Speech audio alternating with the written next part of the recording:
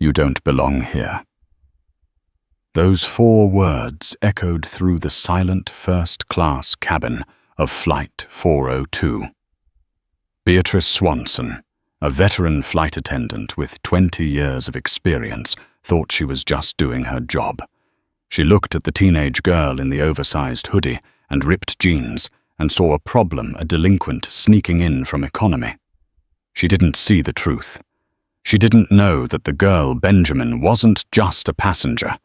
She was the reason the plane was flying at all. Benjamin didn't scream back. She didn't fight. She just made one phone call. 10 minutes later, the engines cut out. The pilot was ordered to kill the power, and a convoy of black SUVs was rolling up the tarmac. Beatrice thought she was kicking off a thug, but she was actually cancelling her own career. This is the story of the mistake that grounded an entire airline. The rain was hammering against the reinforced glass of JFK's Terminal 4. It was one of those humid, miserable July afternoons where the air conditioning inside the airport felt like a freezer, and the mood of every traveler was hanging by a thread. Flight 402 to London Heathrow was already delayed by 45 minutes. The gate area was a sea of exhausted faces, crying toddlers and businessmen shouting into their phones. But inside the tube in the sanctuary of the first-class cabin, things were supposed to be quiet. Beatrice Swanson adjusted her scarf for the 10th time in the galley reflection. At 48, Beatrice considered herself the gatekeeper of civility. She had been flying with Royal Atlantic Airlines since the late 90s. She missed the days when people dressed up to fly, when suits were mandatory and manners were common. Now she looked out at the boarding passengers with a thinly veiled sneer. "Welcome aboard," she said mechanically to a man in a bespoke suit, flashing her practiced, tight-lipped smile. "Champagne before takeoff, Mr. Henderson." "Please, Beatrice." He nodded, moving to seat 2B. Beatrice bustled about, arranging hot towels and fluffing pillows. She prided herself on knowing her cabin. She knew the regulars. She knew the VIPs. Then she saw her. Walking down the jet bridge was a girl who looked no older than 19.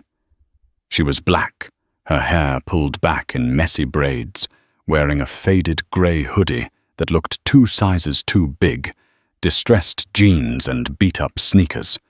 She had headphones around her neck and was scrolling on her phone, chewing gum. Beatrice stiffened. She watched the girl walk past the turn for economy. She missed the turn, Beatrice thought. Classic. "Miss!" Beatrice called out, her voice sharp. "Economy is to your right, through that aisle." The girl didn't look up. She kept walking, her eyes glued to her screen, heading straight for the front of the cabin. Specifically towards seat 1A, the most expensive exclusive seat on the Boeing 777. Beatrice abandoned her champagne cart. She marched down the aisle, her heels clicking aggressively on the carpet. The girl had just dropped a battered canvas backpack onto the pristine leather of seat 1A and was about to sit down. "Excuse me," Beatrice said, louder this time. She stepped directly into the girl's personal space, blocking the seat. The girl, Benjamin, finally looked up. Her eyes were tired, red-rimmed, as if she hadn't slept in 24 hours. She pulled her headphones down. "Yeah. You are in the wrong section," Beatrice said, pointing back toward the economy curtain.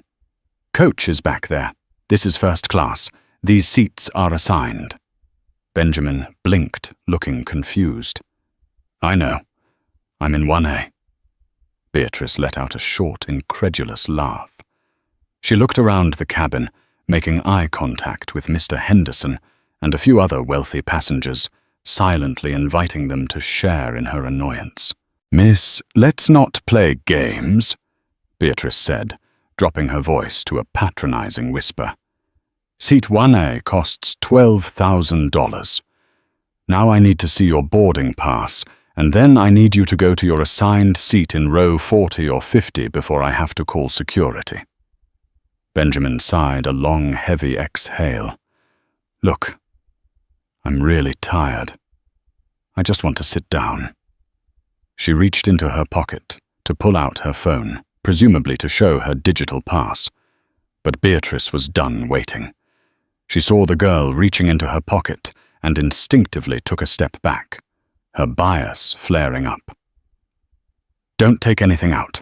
Just grab your bag and move. Now. I'm trying to show you my ticket, Benjamin said, her voice remaining calm, though a hard edge was creeping in. I don't need to see a fake screenshot, Beatrice snapped. We have a manifest. The passenger in 1A is a M. Sterling. That is clearly not you. Benjamin paused. My name is Benjamin Sterling, and I'm the Queen of England, Beatrice retorted. Sterling is a legacy name. I've flown the Sterlings. They wear suits. They have class. They don't look like... She gestured vaguely at Benjamin's hoodie and sneakers. Like this. The cabin had gone silent. The hum of the APU auxiliary power unit was the only sound. Every wealthy passenger was watching. Some looked uncomfortable. Others looked annoyed that a street kid was delaying their champagne. You're making a mistake, Benjamin said quietly. The only mistake was letting you board first, Beatrice hissed. She grabbed the handle of Benjamin's canvas backpack. I am removing this bag. You can follow it, or you can be escorted off by the federal marshals. Your choice. Beatrice yanked the bag. Benjamin instinctively grabbed the strap. Don't touch my stuff, Benjamin said firmly. Assault!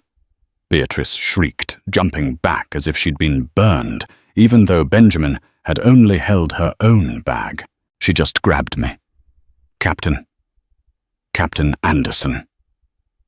The cockpit door opened. Captain Robert Anderson, a grey-haired man with the weary look of someone 2 years away from retirement, stepped out. He adjusted his hat, looking from the flushed, angry face of Beatrice to the calm, stone-faced teenager standing in the aisle. What is the problem here, Beatrice? Anderson asked, his voice deep and commanding. Captain, this passenger is refusing to leave the first-class cabin, Beatrice said, her chest heaving with performed drama. She's attempting to squat in seat 1A. She has no boarding pass, and when I tried to help her locate her correct seat, she became physically aggressive. Anderson looked at Benjamin. He saw a young black girl in street clothes, surrounded by luxury. He sighed. He didn't want to delay. He just wanted to get to London. Miss, the captain said, I need to see your boarding pass immediately. Benjamin pulled out her phone. She unlocked it and held it up. The screen clearly displayed a QR code. Flight 402, Seat 1A. Benjamin Sterling, Priority 1. The captain squinted at it. He looked at Beatrice. Beatrice scoffed. It's photoshopped Robert. Look at her. Does she look like a Priority 1 passenger? She probably hacked the app or edited a screenshot. We get these TikTok trends all the time. If she stays, Mr. Henderson and the others are going to be uncomfortable. She smells like weed. Benjamin's eyes went wide. I don't smoke. That's probably the essential oils from the spa I was at in the terminal. Lies, Beatrice spat. Captain, I refuse to work this flight if I have to serve her. It's a safety risk. She's erratic. The captain was in a bind. He knew Beatrice was difficult, but she was his senior purser. If the crew refused to fly, the flight was cancelled. He looked at Benjamin. Miss Sterling, regardless of the ticket, if the crew feels threatened, I have the authority to remove you. I'm going to have to ask you to deplane. We can sort this out at the gate counter. "You're kicking me off?" Benjamin asked. Her voice wasn't sad. It was cold. Freezing cold.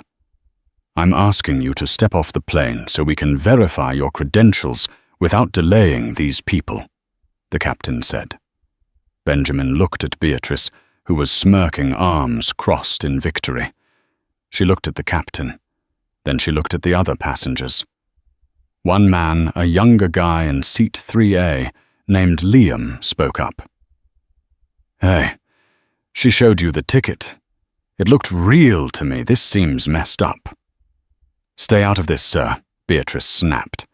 "Unless you want to join her." Benjamin held up a hand to Liam. "It's okay." She turned to the captain. "Okay, I'll get off." "Good," Beatrice said, reaching for Benjamin's bag again. "Don't," Benjamin warned. She picked up her own bag. She didn't argue. She didn't cause the scene Beatrice wanted. She simply pulled her phone back out. "I'm going to make a call," Benjamin said. "But just so you know, once I step off this plane isn't going anywhere." Beatrice laughed out loud. "Oh, honey, we're going to London. You're going to Greyhound." Benjamin keyed in a number. She put the phone to her ear as she walked toward the exit door. The passengers heard her speak just 3 words before she stepped onto the jet bridge. "Dad, it's happening." Beatrice slammed the cabin door shut the moment Benjamin's foot hit the metal of the bridge. She locked it and turned to the cabin, clapping her hands together. "Apologies, ladies and gentlemen. We have removed the disturbance. Champagne service will resume immediately." She felt a rush of power. She had protected her domain. She walked into the galley and began pouring Dom Perignon, shaking her head. "The nerve of these kids," she muttered to the junior flight attendant, Sarah, "thinking they can just sit wherever they want." Sarah looked worried. The name on the manifest really was Sterling, and it was flagged VIP, "Do not interact." "Did you check the notes? The system is always glitching." Beatrice waved her off. "Forget it." 10 minutes passed. The plane pushed back from the gate. The safety video began to play. The engines whined to life, that deep, powerful thrum that signaled a journey across the ocean. Beatrice strapped herself into the jump seat, smiling. Justice had been served. Then the plane stopped. It wasn't a slow stop. It was a lurching, sudden halt that threw Beatrice forward against her harness. The engines didn't just idle. They spooled down completely. The lights in the cabin flickered and switched to emergency power. The air conditioning died, replaced by a sudden heavy silence. "What is going on?" Mr. Henderson called out from 2B. The intercom crackled. It wasn't the captain's folksy voice this time. It was urgent. "Flight attendants disarm doors and cross-check. The captain sounded shaken. "We have been ordered to return to the gate immediately. Ground stop." Beatrice frowned. Mechanical issue. She unbuckled and walked to the front window. They weren't just going back to the gate. She looked out the porthole and saw flashing lights. Lots of them. Blue and red lights were swarming the tarmac. Port Authority Police, TSA, and 2 black SUVs with government plates. They were surrounding the plane like it was a crime scene. What did she do? Beatrice whispered to herself, eyes widening. Did she leave a bomb? The plane reconnected to the jet bridge. A heavy pounding echoed on the cabin door. Beatrice hesitated. The pounding came again. "Open the door, federal agents." She opened the door. Storming onto the plane wasn't a maintenance crew. It was a squad of 4 officers and a man in a sharp Italian suit who looked like he owned the building. But it was the man behind them who made Beatrice's blood turn to ice. Walking onto the plane, looking furious, was the station manager for Royal Atlantic, and beside him holding her phone was Benjamin. The man in the Italian suit stepped forward. He looked at Beatrice. He looked at the captain who had emerged from the cockpit. "Who is the senior flight attendant?" the man asked. His voice was quiet, but it carried more weight than the jet engines. "I am," Beatrice said, her voice trembling. "That girl. She refused to." "That girl," the man interrupted, "is Benjamin Sterling, my daughter." Beatrice froze. "And," the man continued, stepping into the cabin light, revealing his face, "I am Harrison Sterling, CEO of Sterling Logistics." Beatrice gasped. Everyone in aviation knew Sterling Logistics. They didn't just ship boxes. They owned the fuel contracts. They owned the catering contracts. And most importantly, they owned the leasing company that Royal Atlantic rented their planes from. Harrison Sterling looked at the ceiling of the plane, then back at Beatrice. "This is my plane," he said. "Technically the bank owns it, but I hold the lease, and I just revoked it." He looked at the captain. "Captain Anderson, power down this bird. This aircraft is grounded effective immediately. No one flies on my metal while my daughter is standing on the tarmac." The silence in the cabin was deafening. Beatrice felt the floor drop out from under her. She hadn't just kicked off a passenger. She had kicked off the landlord. The silence in the first-class cabin was so profound you could hear the ice melting in the unserved champagne glasses. Beatrice stood frozen near the cockpit door, her face draining of color until it matched her silk scarf. Harrison Sterling didn't shout. He didn't need to. He stood in the galley, blocking the exit, radiating the kind of dangerous calm that billionaires possess when they are about to destroy someone's livelihood. He wore a navy suit that cost more than Beatrice made in a year, but his eyes were fixed solely on the flight attendant. "You revoked the lease," Captain Anderson stammered, stepping out of the cockpit, his hat in his hand. "Mr. Sterling, with all due respect, we have a schedule. We have 200 passengers. You can't just stop a transatlantic flight because of a misunderstanding." Harrison turned his gaze to the captain. "A misunderstanding is when you bring the wrong meal. Calling the police on my daughter and kicking her off a plane she effectively owns. That is a breach of contract." Harrison pulled a folded document from his inside pocket, or rather his lawyer, a sharp-eyed woman named Jessica, who had just boarded behind him, handed it to him. "Royal Atlantic Airlines leases 12 Boeing 707s from Sterling Aviation," Harrison stated, his voice projecting clearly into the cabin. Clause 4. Section B.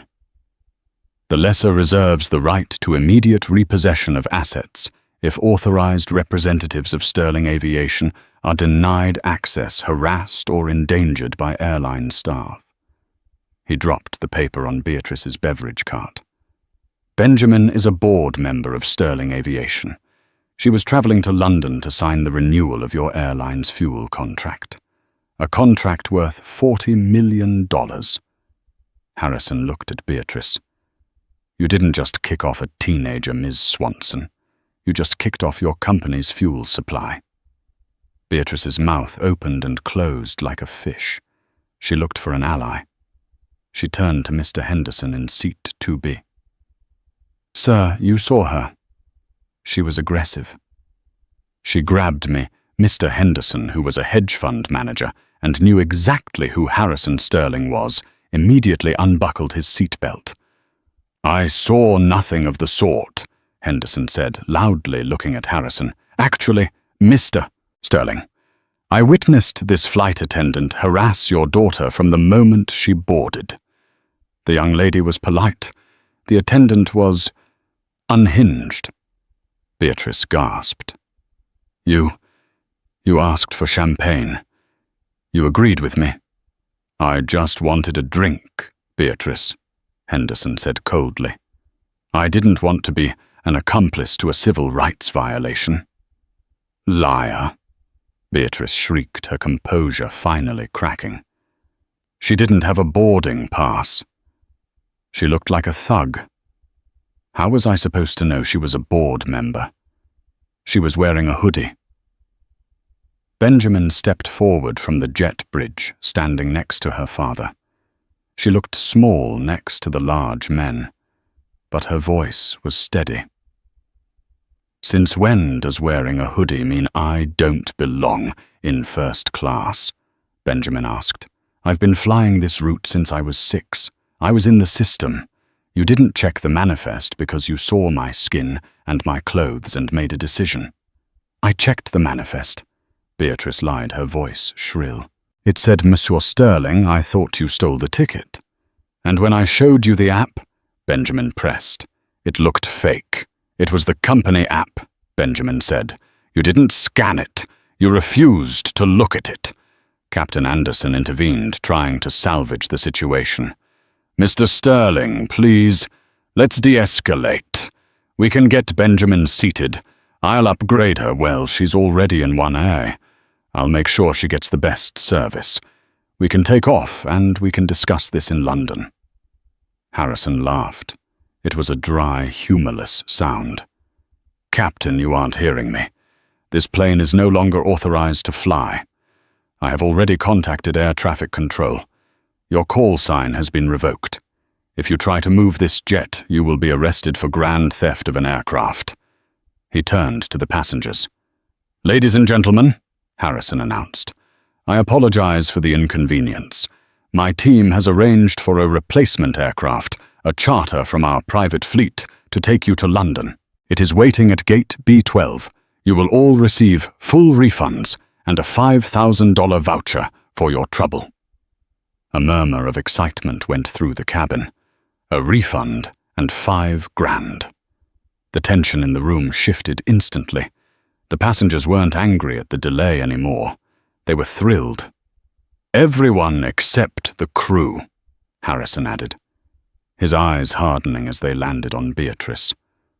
And specifically, not you. Me, Beatrice sputtered. I have union rights. You can't talk to me like this. I'm not talking to you as your boss, Harrison said softly. I don't work for Royal Atlantic. I'm talking to you as a father who just received a text from his daughter saying she was being threatened with federal arrest because of a racist power trip. He gestured to the police officers standing in the jet bridge. Officers, Harrison said, I'd like to file a formal complaint for unlawful imprisonment and filing a false police report against Ms. Beatrice Swanson. Beatrice's eyes went wide. False report. She assaulted me. We have the cabin video, ma'am, one of the officers said, stepping onto the plane. Royal Atlantic uploads security feeds to the cloud in real time while at the gate. We just watched the tape. The officer pulled out a pair of handcuffs. Beatrice Swanson, please stand up and turn around. The sight of Beatrice Swanson, 20-year veteran, self-proclaimed queen of the cabin being handcuffed in the galley of a Boeing 777 was an image that would be burned into the minds of everyone present. You can't do this, Beatrice screamed as the cold metal clicked around her wrists. Captain, do something. They're arresting me for doing my job. Captain Anderson looked at the floor. He knew the rules. Filing a false report about an assault on an aircraft was a federal offense. He had backed her play because he trusted her, and now he realized she had dragged him into a career-ending nosedive. I can't interfere with federal agents, Beatrice, Anderson muttered. Coward, she spat at him. And you, she turned to Benjamin. You planned this. You came on here looking like trash just to trap me. Benjamin watched her calmly. I came on here comfortable because I have an 8-hour flight and a meeting as soon as I land. I didn't plan anything. You did this to yourself. As the officers escorted a sobbing, shouting Beatrice off the plane, a new figure arrived. It was Judith Myers, the VP of in-flight operations for Royal Atlantic. She had sprinted all the way from the corporate offices in Terminal 1. She was out of breath, her blazer disheveled. "Mr. Sterling," Judith gasped, rushing onto the plane. "Harrison, please tell me we can fix this." Harrison looked at Judith. They had known each other for years. "Judith," Harrison said, "your purser called the police on my daughter. She tried to have a 19-year-old girl thrown in a cell because she didn't like her hoodie." I know," Judith said, wiping sweat from her forehead. "I just saw the report. She's fired. Obviously. Effective immediately. We will issue a public apology. We will donate to a charity of Benjamin's choice. Just please don't pull the fuel contract. If you pull the contract, Royal Atlantic goes bankrupt in a month." Harrison looked at Benjamin. "It's up to her." All eyes turned to Benjamin. She was still holding her backpack. She looked at the terrified VP, the defeated captain, and the empty seat where Beatrice had been. "I don't want the airline to go bankrupt," Benjamin said quietly. "Thousands of people work for you. Mechanics, baggage handlers, pilots. They shouldn't lose their jobs because one flight attendant is a bigot." Judith let out a massive exhale of relief. "Thank you, Benjamin. Thank you." "But," Benjamin continued, her voice hardening, "I want a full audit of your complaints system. I want to know how many other people Beatrice kicked off. I want to know why the captain didn't check my ticket when I offered it.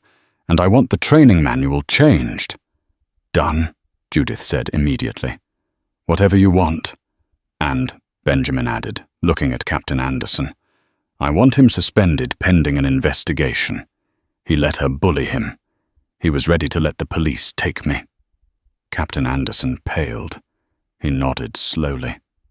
He knew he was lucky he wasn't being arrested, too. "I understand," he whispered.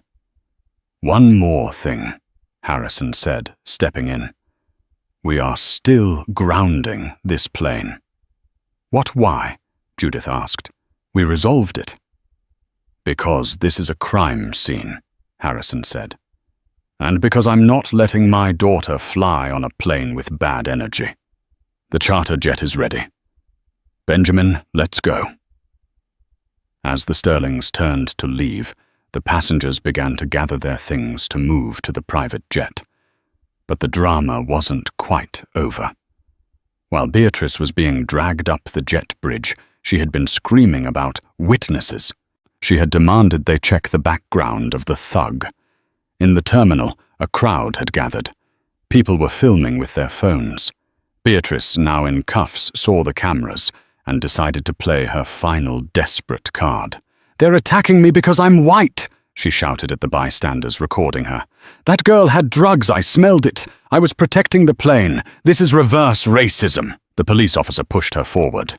"Ma'am, stop talking." "I won't be silenced," Beatrice yelled.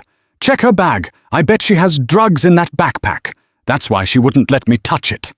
Harrison and Benjamin emerged from the jet bridge just in time to hear this. The crowd went silent.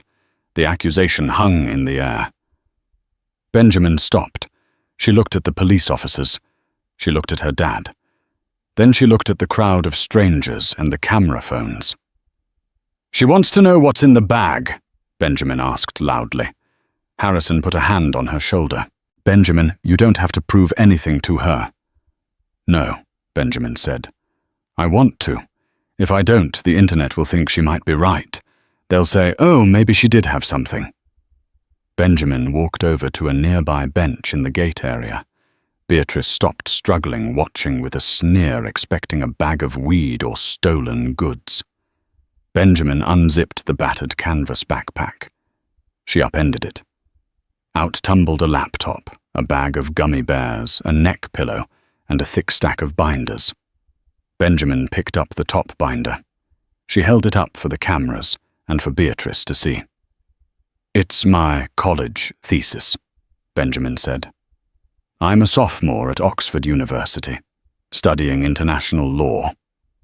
This, she pointed to the binder, is my research on discriminatory practices in commercial aviation. The irony hit the crowd like a physical wave. Beatrice's jaw dropped. I was reading it on the way to the airport, Benjamin said, her voice ringing out. I guess I have a new case study to add to Chapter 4. The crowd erupted in laughter and cheers. Beatrice's face turned a violent shade of purple. She slumped in the officer's grip, realizing she hadn't just profiled a rich girl. She had profiled a law student writing a paper on exactly the kind of person Beatrice was. "Get her out of here," the sergeant muttered, disgusted. As they hauled Beatrice away toward the precinct, Harrison put his arm around his daughter. "That was perfect," he whispered. "I just wanted to get to London." Benjamin sighed, picking up her gummy bears. But grounding the fleet works too. By the time the replacement charter jet touched down at Heathrow, the world had changed for Beatrice Swanson. She was sitting in a holding cell at the Queen's County Central booking, still wearing her Royal Atlantic uniform, though her signature scarf had been confiscated as a safety hazard. She didn't have her phone, so she didn't know that she was currently the #1 trending topic on Twitter, TikTok, and Instagram. The hashtag #Flight402Racist had amassed 50 million views in 6 hours. The video of her screaming, "Check her bag," followed by Benjamin coolly dumping out a law thesis, was playing on CNN, BBC, and Al Jazeera. It was the perfect storm of visual storytelling. The hysterical, entitled older woman versus the calm, intelligent young black scholar. In the boardroom of Royal Atlantic's headquarters in London, the mood was funereal. CEO Alistair Graham stared at the screen at the end of the conference table. Royal Atlantic's stock had dropped 14% since the market opened. That was nearly $2 billion in market cap wiped out in an afternoon. "Tell me the fuel contract is safe," Graham said, rubbing his temples. Judith Myers, the VP who had sprinted to the plane, looked pale. "Sterling is holding. He hasn't cancelled it yet. But he has demands. He wants a public admission of guilt from the airline, not just a regret the incident statement. He wants us to admit our training was insufficient." "Do it," Graham snapped. "What about the flight attendant Swanson?" "She's currently being arraigned," the legal counsel spoke up. "The district attorney in Queens is looking to make an example. They're charging her with filing a false report in the 3rd degree and harassment. But the feds are also sniffing around. Interfering with a flight crew member is usually a charge for passengers, but since she used her authority to knowingly lie to the captain to incite a removal, they are looking at conspiracy to violate civil rights." "Cut her loose," Graham ordered. "I don't care about her 20 years. I don't care about the union. She is a cancer. Terminate her for gross misconduct. Strip the pension. Make sure the press knows she is no longer an employee of Royal Atlantic before the sun sets." Back in New York, Beatrice was finally allowed her one phone call. She called her husband, Greg. "Greg, thank God," she sobbed into the receiver. "You have to get a lawyer. They're treating me like a criminal. They put me in with actual criminals." There was a long silence on the other end. "Greg, B." Greg's voice was tight, strained. "Have you seen the news?" "I'm in jail, Greg. Of course I haven't seen the news. It's everywhere," Greg said. "The video, the things you said. I smelled weed. She looks like a thug. Jesus, B. My boss saw it. The neighbors saw it." "They're taking it out of context," Beatrice shrieked. "I was protecting the plane." "You were profiling a kid," Greg shouted back, his voice cracking. "And not just any kid. Harrison Sterling's daughter. Do you know who my company buys our construction steel from? Sterling Freight. My boss called me 10 minutes ago. He told me to take a leave of absence until the heat dies down. You're destroying us, Bea. I need bail, she whimpered. I'm coming. Greg sighed. But I had to pull money from the savings. The lawyer says, since it's a federal interest case, bail is set at $50,000. Beatrice dropped the phone. $50,000. That was their kitchen renovation money. That was their vacation fund. When she was finally released on bail. 6 hours later, she walked out of the precinct, expecting to sneak into a taxi. Instead, she was blinded by flash bulbs. Ms. Swanson. Do you hate black people? Ms. Swanson. Why did you lie to the police? Beatrice, look here. Are you sorry? She shielded her face with her purse, pushing through the crowd of paparazzi. Someone threw a cup of coffee at her. It splashed against her uniform, the uniform she had worn with such pride for 2 decades. Now it was a target. She got into Greg's car. He didn't look at her. He just drove. Her phone, which Greg had brought, buzzed. It was an email. Subject, notice of termination. Dear Ms. Swanson, effective immediately, your employment with Royal Atlantic Airlines is terminated for gross misconduct, specifically violation of the Code of Ethics and Conduct regarding passenger treatment and discrimination. Due to the nature of the dismissal, you are ineligible for severance and your flight benefits are permanently revoked. Beatrice screamed, a primal raw scream of someone realizing their life is over. She pounded the dashboard. They can't do this, so I gave them my life. You gave them a PR nightmare, Greg said coldly, keeping his eyes on the road. Shut up, Bea. Just shut up. The months that followed were a slow, grinding descent into a personal hell for Beatrice. Usually, internet outrage moves on quickly. A new scandal happens and people forget. But Beatrice's case was different, because she had chosen to fight it. Instead of pleading guilty and disappearing, Beatrice's pride, her tragic flaw, forced her to double down. She went on a right-wing talk show, claiming she was the victim of woke mob justice, and that Benjamin had been aggressive in a way the cameras didn't catch. It was a fatal mistake. Harrison Sterling didn't sue her for defamation. He did something worse. He released the full cabin audio. The plane's black box cockpit voice recorder captures cockpit audio. But modern planes also record ambient audio in the galleys for liability. Harrison's lawyers released the tape of the 10 minutes before the confrontation. The world heard Beatrice talking to Sarah, the junior flight attendant. Look at that one. Beatrice's voice was clear on the tape. Coming in here with those braids. Probably a rapper's girlfriend or a lottery winner. I bet she asks for Hennessy. I'm not serving her until I see a ticket. I don't care if she's in 1A, she belongs in the back. The release of the tape destroyed her defense. It proved premeditation. It proved bias. It proved she was a liar. The legal fees began to mount. Greg's savings were gone. They had to remortgage the house in Long Island, the house Beatrice loved with the garden she tended every Sunday. Then came the civil suit. Benjamin sued Beatrice personally for defamation of character and emotional distress.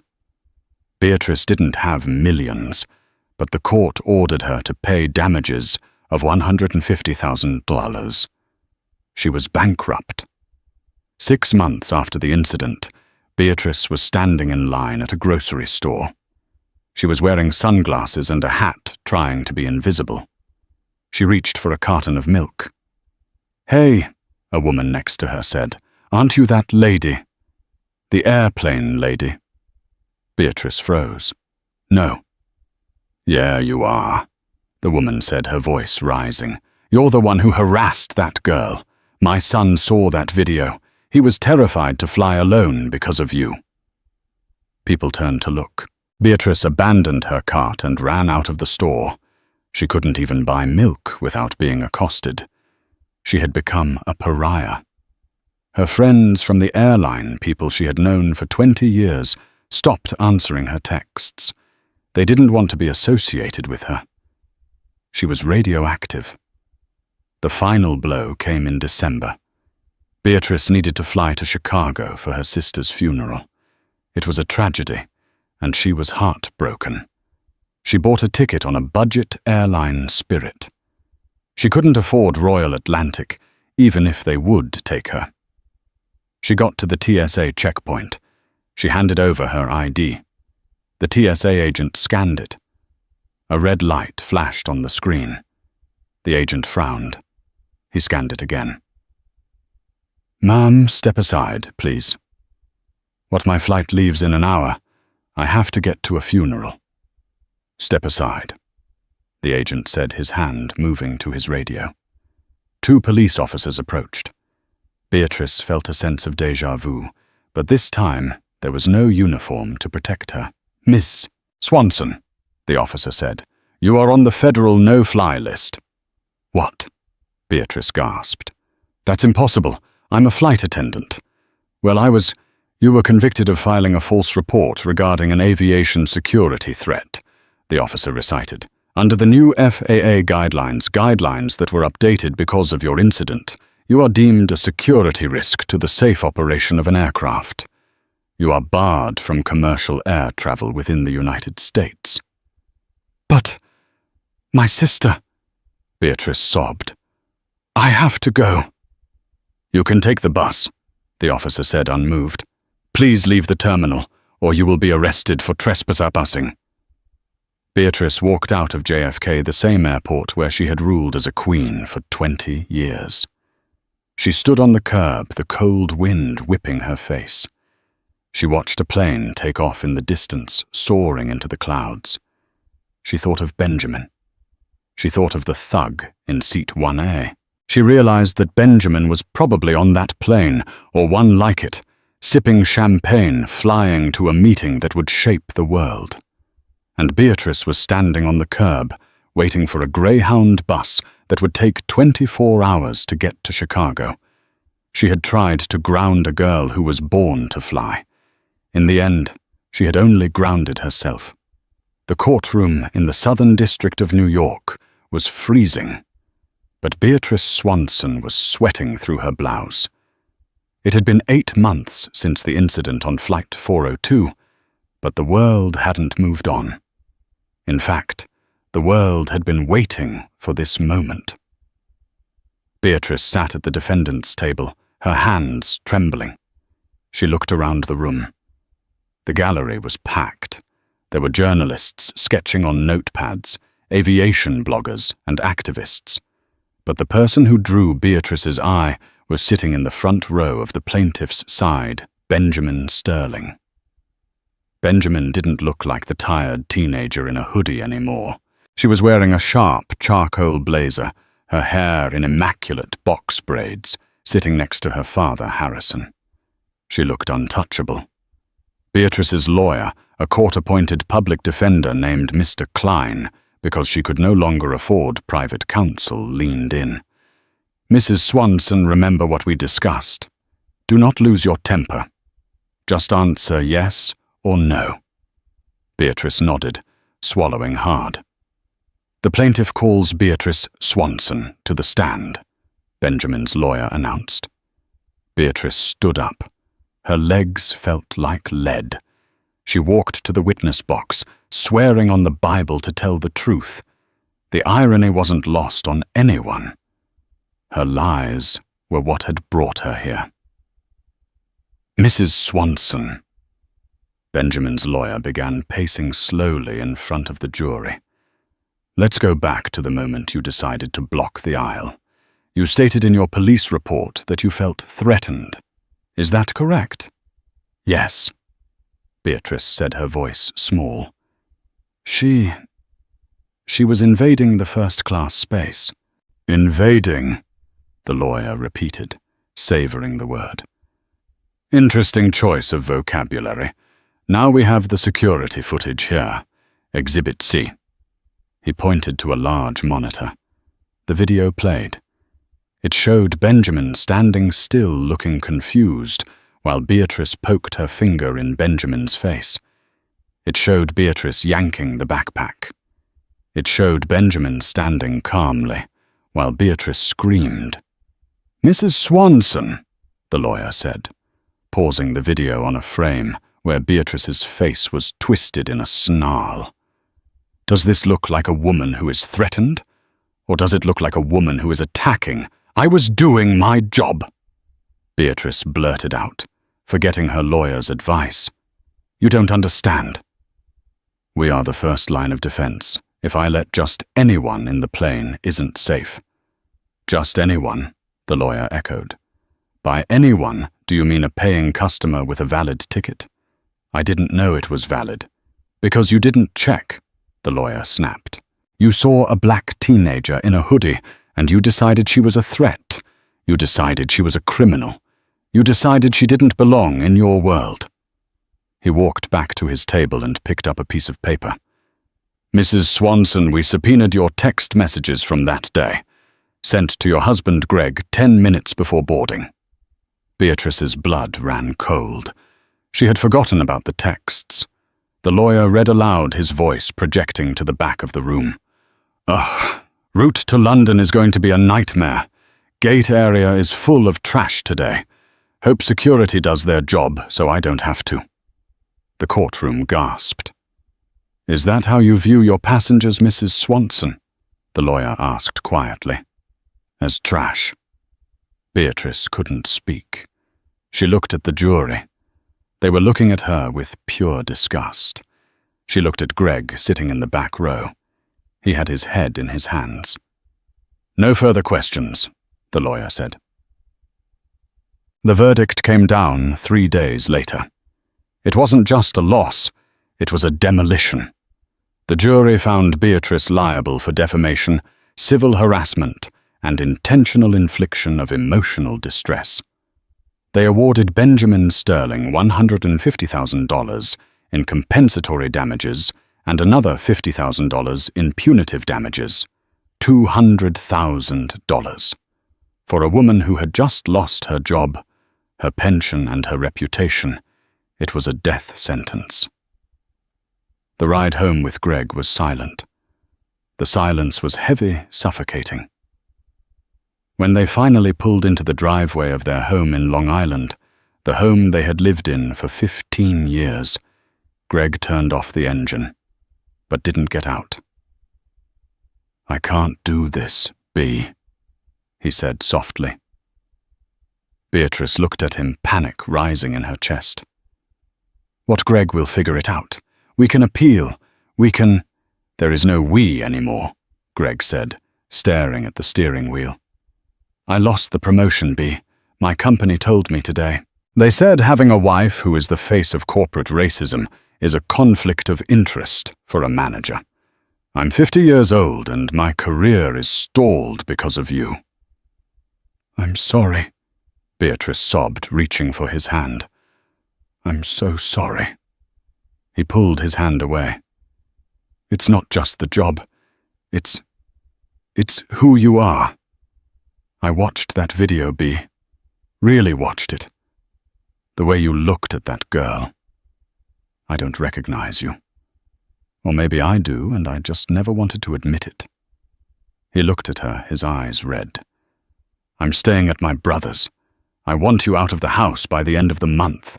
We have to sell it to pay the judgment anyway." "You're leaving me," Beatrice shrieked. "Now when I have nothing." "You brought this on yourself," Greg said, opening the car door. "You didn't just ground a plane, B. You crashed our lives." He walked away, leaving her sitting alone in the car, the engine ticking as it cooled the house dark and empty in front of her. 6 months later. Beatrice was living in a basement studio apartment in Queens. It smelled of damp concrete and cat litter, though she didn't own a cat. The windows were small, high rectangles that let in only the feet of people walking by on the pavement above. She sat at a wobbly card table staring at her laptop. She had applied to 40 jobs in the last week. Application, status rejected. Application, status position, filled. Application, status no thank you. She had tried everything. Other airlines blacklisted. Private charter companies laughable. High-end hotels. They ran a background check and rescinded the offer within an hour. She was desperate. Her savings were gone. The money from the house sale had gone almost entirely to Benjamin's lawyers and her own legal fees. She had $400 left in her checking account. She saw an ad for a receptionist position at a dental office in New Jersey. It paid $18 an hour. It was humiliating for someone who used to make $80,000 a year plus per diem, but she had no choice. She put on her last good suit, the navy blue one that reminded her of her old uniform, and took the bus to the interview. Dr. Aris, the dentist, was a kind-looking man in his late 30s. He reviewed her resume. "Impressive experience," he said. 20 years in customer service, dealing with difficult people. That's exactly what we need at the front desk. People hate the dentist." He chuckled. Beatrice forced a smile. "I pride myself on my ability to handle stressful situations, Doctor." "Well, Beatrice," Dr. Aris said, "I think you would be a great fit. I just need to run a quick reference check and a standard Google search protocol. Can you start Monday?" Beatrice's heart stopped. The Google search. "Doctor, she stammered. "I have a very common name. There might be some mix-ups online." Dr. Aris was already typing on his iPad. "Oh, I'm sure it's fine. Let's see. Beatrice Swanson." The smile faded from Dr. Aris's face. He stopped typing. He clicked a link. Then another. He watched a video for about 5 seconds before turning the volume down. The silence in the small office was deafening. The air conditioner hummed, but Beatrice felt like she was burning alive. Dr. Aris slowly turned the iPad around to face her. On the screen was a freeze frame of Beatrice's face, contorted in rage, screaming at Benjamin. The headline read, "The Face of Hate, Why Flight 402 Changed Aviation Forever." "Is this you?" Dr. Aris asked. His voice wasn't kind anymore. It was cold. Beatrice looked down at her lap. "It was a misunderstanding. The media twisted it." "Twisted it?" Dr. Aris stood up. "You called the police on a child because of her race. My wife is Black Miss Swanson. My patients are diverse." He walked to the door and held it open. "Get out," he said. "Please." Beatrice begged, tears welling up. "I need a job. I'll work in the back. I'll file papers. I won't talk to anyone." "I wouldn't trust you to file a napkin," Dr. Aris said. "Leave before I call the police, and I think you know how that feels." Beatrice walked out of the dental office, her heels clicking on the linoleum, a sound that used to make her feel powerful. Now it just sounded like a countdown to 0. 1 year after the incident, the descent was complete. Beatrice Swanson, former senior purser of Royal Atlantic, was now wearing a lime green polyester vest. She was working at Dollar Grab, a discount variety store in a strip mall off the highway. It was the only place that didn't Google her. The manager, a 19-year-old kid named Kyle, who spent most of his shift on TikTok, didn't care who she was as long as she showed up. It was 4:10 p.m. on a Tuesday. The store was a chaotic mess of screaming toddlers, spilled sodas, and customers arguing over coupons. "Hey, lady." Beatrice flinched. She was stocking shelves with cheap plastic toys that smelled of chemicals. She turned around. A woman in her 30s wearing expensive yoga pants and holding a latte was glaring at her. "I asked you a question," the woman snapped. "Do you have these party napkins in pink?" "This says salmon. I want pink." "I believe salmon is a shade of pink, ma'am," Beatrice said, her voice tired and raspy. "Don't get smart with me," the woman hissed. "Go check the back." "I just checked the back. This is all we have." The woman rolled her eyes. "God, you people are so lazy. No wonder you work at a dollar store. Where is your manager?" Beatrice froze. "You people, lazy. It was like looking in a mirror. A warped, cruel mirror."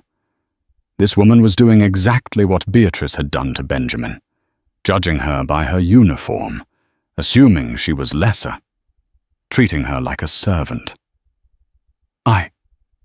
Beatrice started to say something to defend herself, but the words died in her throat. She had no moral high ground. She had lost that right. "I'll get him," Beatrice whispered. She walked to the front of the store, her feet aching in cheap shoes. She found Kyle. "Kyle, a customer wants to see you in aisle 4. "Ooh, whatever," Kyle grunted, not looking up from his phone. "Hey B, while you're up here, grab the mop. Someone dropped a slushie by the entrance." "Sure," Beatrice said. "I'll get it." She grabbed the grey, stringy mop and the yellow bucket. She walked to the front of the store. As she mopped the sticky red slushie from the linoleum, she looked up. Mounted on the wall above the cash registers was a small, dusty television playing the local news on mute. Beatrice paused. She recognized the face on the screen. It was Benjamin. But it wasn't the Benjamin from the plane. This Benjamin looked older, wiser, and radiated a kind of strength that Beatrice had never possessed.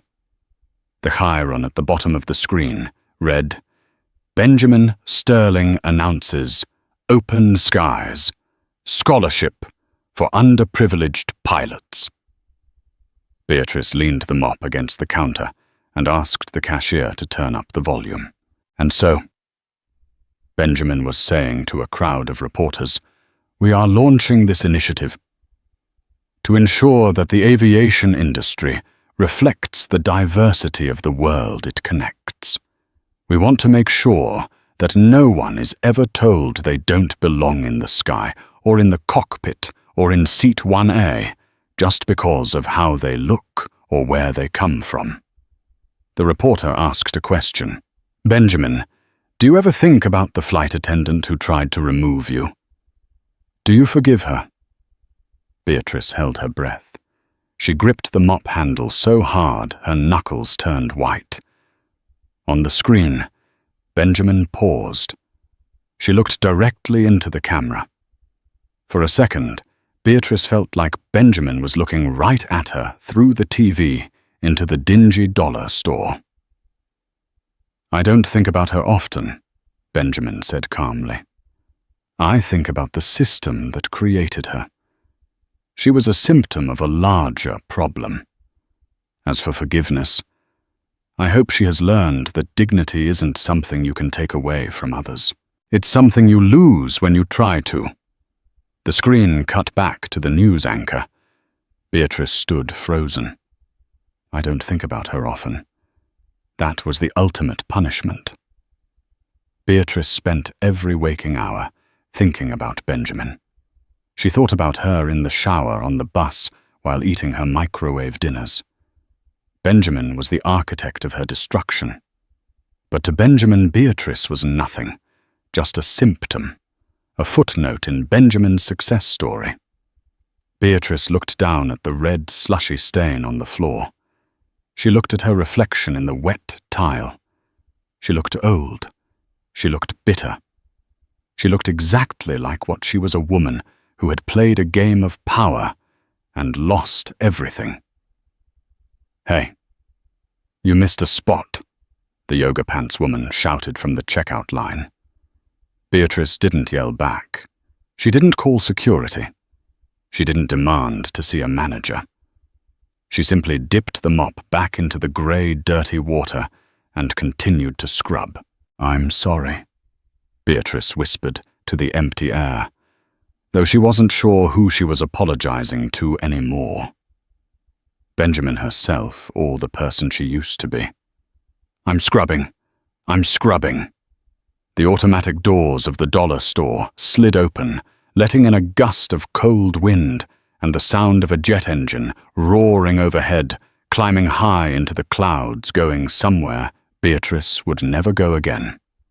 And that, ladies and gentlemen, is the story of Flight 402. It serves as a brutal reminder. When you judge someone based on their appearance, you aren't defining them, you're defining yourself. Beatrice Swanson thought she was the gatekeeper of the sky, but she ended up grounding her own life permanently. Benjamin Sterling didn't just win a lawsuit. She turned a moment of humiliation into a legacy of change. She proved that true class isn't about the price of your ticket or the clothes on your back. It's about how you treat people when you think no one is watching. Now, I have a question for you. Do you think Beatrice's punishment fit the crime? Was losing her job, her marriage, and her reputation too harsh? Or was it exactly what she deserved for her actions? I want to hear your thoughts in the comments section below. Let's get a debate going.